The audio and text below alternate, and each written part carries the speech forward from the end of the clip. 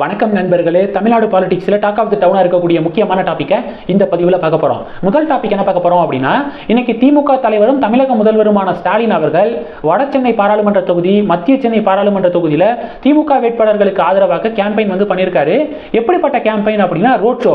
நம்ம prime minister Modi அவர்கள் கோயம்புத்தூரில் ரோட் ஷோ போனார் பார்த்தீங்களா, அப்போ திமுகவினர் என்ன சொன்னாங்க அப்படின்னா, எப்படி கிண்டல் பண்ணாங்கன்னா, கூட்டமே இல்லை அப்படின்னு சொல்லிட்டு கிண்டல் பண்ணாங்க. இன்னைக்கு அப்போ கூட அண்ணாமலை என்ன சொன்னார்னா, முதலமைச்சர்னால ரோட் ஷோ நடத்த முடியுமா, ரோட் ஷோல உங்களால கூட்டத்தை நீங்க முடிஞ்ச காட்டுங்க பார்ப்போம் அப்படின்னு சொல்லிட்டு அண்ணாமலை சவால்லாம் விட்டுருந்தாரு. இன்னைக்கு பாத்தீங்கன்னா வடசென்னையில கலாநிதி வீராசாமி அவர்களை ஆதரித்து கேம்பெயின் ரோட் ஷோ போயிருக்காரு முதலமைச்சர் ஸ்டாலின் அவர்கள். ரோட் ஷோவா, கூட்டமே இல்லை, மொத்தமே 50 பேர் தான் நிற்கிறாங்க அப்படின்னு சொல்லிட்டு அந்த வீடியோவை பாஜகவினர் ஷேர் பண்ணி இப்போ திமுகவை கிண்டல் பண்ணிக்கிருக்காங்க அப்படிங்கிறத புரிஞ்சுக்க முடியுது. இது முதல் டாபிக். ரெண்டாவது டாபிக் என்ன பார்க்க போறோம் அப்படின்னா, போன்வீட்டா அப்படின்னு சொல்லிட்டு இந்த ஹார்லிக்ஸ், பூஸ்ட், காம்ப்ளான் இது மாதிரி போன்வீட்டா அப்படிங்கிற ஒரு விஷயம் இருக்கு, ஒரு பொருள் இருக்கு. கண்டிப்பா சின்ன வயசுல இருந்து அந்த விளம்பரத்தெல்லாம் நம்ம பார்த்துருப்போம். இப்போ மத்திய அரசாங்கம் என்ன சொல்லியிருக்காங்க அப்படின்னா, போன்வீட்டா இருக்கு பார்த்தீங்களா, அது ஆரோக்கிய பானம் கிடையாது அப்படின்னு சொல்லியிருக்காங்க.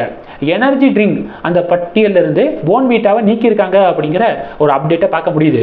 அப்போ குழந்தைகளுக்கு போன்வீட்டா வாங்கி கொடுக்கணும் அப்படின்னு நினைக்கக்கூடிய பெற்றோர்கள் இந்த செய்தியை கொஞ்சம் காதில் போட்டுக்கோங்க. போன்வீட்டா எனர்ஜி ட்ரிங்க் கிடையாது, ஆரோக்கிய பானம் கிடையாது அப்படின்னு சொல்லிட்டு மத்திய அரசாங்கம் சொல்லியிருக்காங்க.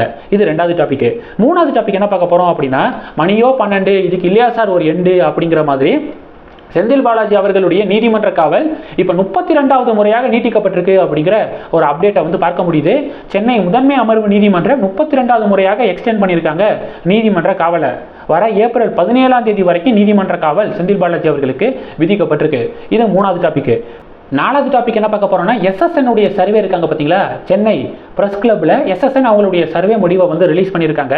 திருநாவுக்கரசு ஐபிடிஎஸ் உடைய சர்வே, கோயம்புத்தூர் தொகுதிக்கான சர்வே முடிவை ரிலீஸ் பண்றதுக்கு அவர் பிளான் பண்ணும்போது மிரட்டல் எனக்கு விடுக்கப்படுது, இந்த சர்வே முடிவை ரிலீஸ் பண்ணக்கூடாது அப்படிங்கிற அழுத்தம் கொடுக்கப்படுது அப்படின்னு சொல்லிட்டு திருநாவுக்கரசு அவர்கள் சொல்லியிருந்தாரு. என்ன காரணம் அப்படின்னு பார்த்தீங்கன்னா, அவருடைய சர்வே முடிவில் கோவை தொகுதியில் அண்ணாமலை வெற்றி பெறுவார், 39% வாக்குகள் அண்ணாமலைக்கு கிடைக்கும், திமுகவுக்கு 33 விழுக்காடு வாக்குகள் தான் திமுகவுக்கு கிடைக்கும் அப்படின்னு சொல்லிட்டு அவருடைய ஆய்வு முடிவுகள் வந்திருக்கு.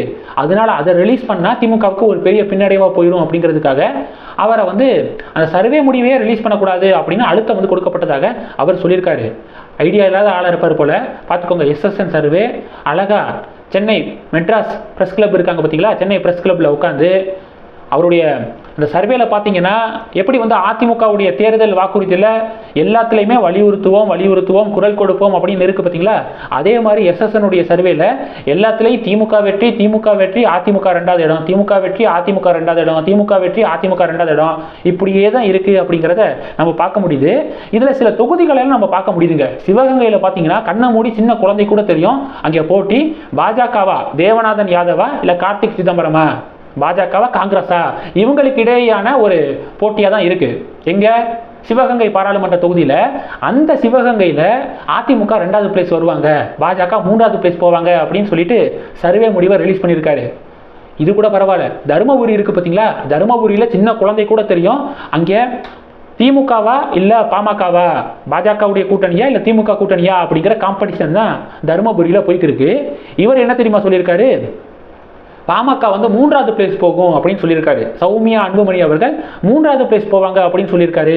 கரூரை பொறுத்த வரைக்கும் கரூர்ல அதிமுக வெற்றி பெறுவதற்கு வாய்ப்பு இருக்கு அப்படின்னு சொல்லியிருக்காரு. நீலகிரி பாராளுமன்ற தொகுதி இருக்குல்ல, நீலகிரி பாராளுமன்ற தொகுதி சின்ன குழந்தை கூட தெரியும், அங்கே போட்டி ஆ ராசாவா எல் முருகனா, திமுகவா பாஜகவா, உதயசூரியனா தாமரையா, இந்த போட்டி தான் நிலவிக இருக்கு. இவர் என்ன தெரியுமா சொல்றாரு, நீலகிரியில பாஜக 3வது பிளேஸ்க்கு போகும் அப்படின்னு சொல்லிட்டு சர்வே முடிவை ரிலீஸ் பண்ணியிருக்காரு. இது மாதிரி பல தொகுதிகள் உதாரணத்தை சொல்லலாம். தேனியை பொறுத்த வரைக்கும் தேனியில அதிமுகலாம் ரேஸ்லேயே இல்லை, களத்திலேயே இல்லை, சீன்லேயே இல்லை அப்படின்னு சொல்றாங்க. இவர் என்ன தெரியுமா சொல்றாரு, ஃபர்ஸ்ட் பிளேஸ் தங்க தமிழ் செல்வன், திமுக ஜெயிப்பாங்க, ஈஸியான வெற்றி வாங்கிடுவாங்களாம். எங்க தேனியில டிடிவி தினகரன் அவர்களுக்கும் அதிமுகவுடைய வேட்பாளருக்கும் யாரு 2வது பிளேஸ் வருது அப்படிங்கிறதுல ஒரு கடும் போட்டி நிலவுது அப்படின்னு சொல்லிட்டு சர்வே முடிவை ரிலீஸ் பண்ணியிருக்காரு.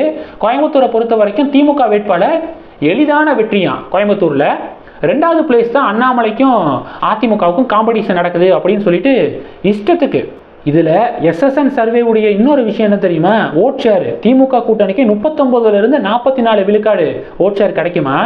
அதிமுக கூட்டணிக்கு 30லிருந்து 35 விழுக்காடு ஓட் ஷேர் அதிமுக கூட்டணிக்கு கிடைக்குமா? பாஜக கூட்டணிக்கு 16லிருந்து 21 விழுக்காடும், நாம் தமிழர் கட்சிக்கு 6லிருந்து 9 விழுக்காடு ஓட் ஷேர் கிடைக்கும் அப்படின்னு சொல்லியிருக்காங்க.